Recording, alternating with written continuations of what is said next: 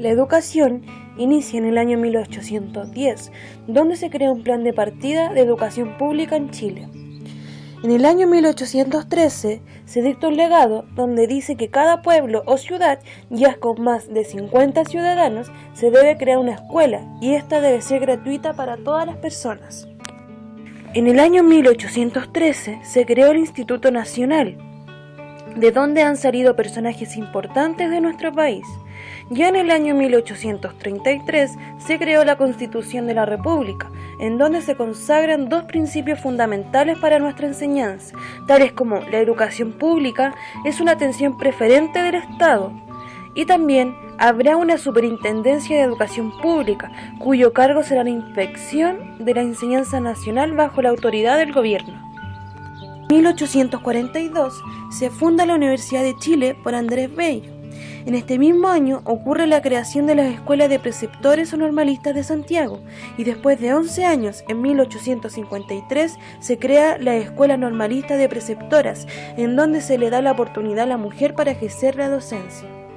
En el año 1860 se aprueba la Ley Orgánica de Instrucción Primaria y entre los años 1863 y 1866 se da el inicio a la educación parvularia. Por primera vez, ya en el año 1881, se crearon las escuelas alternadas, es decir, fueron transformadas a mixtas, permitiéndose así la educación de hombres y mujeres en un mismo establecimiento. Ya en el año 1920 se creó la Ley de Educación Primaria Obligatoria. Esta señala que la obligatoriedad sería de 4 años en la instrucción primaria. En el año 1925, la educación se separó de la Iglesia y ya en el año 1927 se creó el Ministerio de Educación. Además, se da reconocimiento legal a la educación especial, diferencial y de párvulos. En el año 1931, por decreto orgánico de los estudios superiores, se reconoce legalmente la Universidad Católica de Chile, Universidad de Concepción, Universidad Técnica Federico Santa María y la Universidad Católica de Valparaíso. En el año 1964 se crea la JUNAEB. Esta sirve para velar por los recursos del Estado que se le otorgan a los niños chilenos en condiciones de vulnerabilidad. En el año 1966 se implementa la prueba de aptitud académica y su fin era ordenar a los alumnos de acuerdo al puntaje que obtuvieran en ella para uniformar el proceso de selección y matrícula en la educación superior. En el año 1970, por la Ley 17.301, se crea la Junta Nacional de Jardines Infantiles y ya después de 3 años, en el 1973, durante el golpe militar, el gobierno de Augusto Pinochet, ocurre la descentralización de la educación, en donde ocurrió el traspaso de la administración de los establecimientos educacionales del Ministerio de Educación a las comunas en las cuales están ubicados los establecimientos, es decir, pasa a manos de las municipalidades. En el año 1990 se dicta la LOCE, la Ley Orgánica Constitucional de la Enseñanza. Esta ley señala las pautas para la educación chilena desde los niveles preescolares hasta la educación superior. Reconoce el derecho a la educación y la libertad de enseñanza. Además, fija los requisitos mínimos y objetivos básicos que se deben cumplir. En el año 1992 se crea el programa Enlaces. Su objetivo es construir una red educacional entre todas las escuelas y liceos subvencionados del país e incorporar nuevas tecnologías de información y comunicación en la educación. Entre los programas que se han logrado fue la creación del portal Educar Chile. Y entrando a otro periodo, nos encontramos con 3 gobiernos, en donde ocurrieron diversos cambios a la educación, como el inicio de la jornada escolar completa, la reforma curricular, la intensificación de los programas de mejoramiento y el fortalecimiento de la formación docente. Aquí ocurre una reforma curricular con nuevos modelos para enseñar y aprender para el futuro de nuestros alumnos. También sucede una renovación pedagógica, un desarrollo profesional de los docentes, apoyo y estímulo para fomentar el desarrollo del aprendizaje, en donde se logra un apoyo con nuevos materiales de enseñanza. En esta nueva reforma, un hito importante fue la jornada escolar completa, donde se implementó más tiempo para el aprendizaje. En el año 2003, la enseñanza pasa a ser obligatoria y gratuita para los 12 años de escolarización. Se crean instancias de reforzamiento y capacitaciones para los alumnos. En el año 2004 se cambia la prueba de aptitud académica por la prueba de selección múltiple.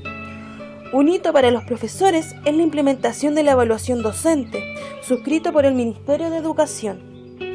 En el primer gobierno de Michelle Bachelet, junto a la JUNAEP, ocurre un aumento en las raciones de alimentación. Además, se crea la Tarjeta Nacional Estudiantil, y esta funcionará las 24 horas de la semana. En este gobierno, la Superintendencia de la Educación se moderniza y se produce también un fortalecimiento de las municipalidades. Para el docente, se producirá un fortalecimiento en la evaluación docente y la formación docente. Cambios de la reforma educacional. Durante la época de los años 90 nació a nivel mundial el interés de transformar la educación en Chile, en donde obtuvo cambios durante los inicios de la década de los 90. El gobierno de la Concertación planteó una vez más la necesidad de modernizar la educación en Chile, con el fin de responder a la deficiente calidad y a la falta de oportunidades de acceso a ella. Podemos entender esto como un nuevo desafío que intenta realizar el país por acabar con la desigualdad a la educación. En Chile, la nueva reforma educacional empezó a implementarse en marzo de 1990, la cual nace en una propuesta educacional, pero ¿en qué consistía? Para responder a esta pregunta, es necesario mencionar que durante esta época se produjo un importante cambio en la visión que tenían las personas sobre su derecho personal, ya que enlazaban su buen desempeño laboral a la calidad de educación que recibían, y por lo mismo cambiaba la orientación de los intereses. Principio de la reforma educacional. El propósito central de la educación fue la de mejorar sustantivamente la calidad de la educación mediante el desarrollo de capacidades intelectuales y morales de los alumnos. Por otro lado, está la nueva reforma, que opera con un criterio de discriminación positivista, es decir, estaba orientada a favorecer a quienes menos condiciones de aprendizaje tenían. Pero uno de los cambios más relevantes fue la descentralización docente, que tuvo su origen con la promulgación de la LOCE. Esta otorga la libertad a los centros educativos de poder establecer sus propios planes y programas de estudio, pero que a la vez debían de cumplir con los contenidos mínimos obligatorios y los objetivos de aprendizajes transversales del Ministerio de Educación. Políticas de la reforma educacional. Estuvieron centradas en la calidad, equidad y en las escuelas.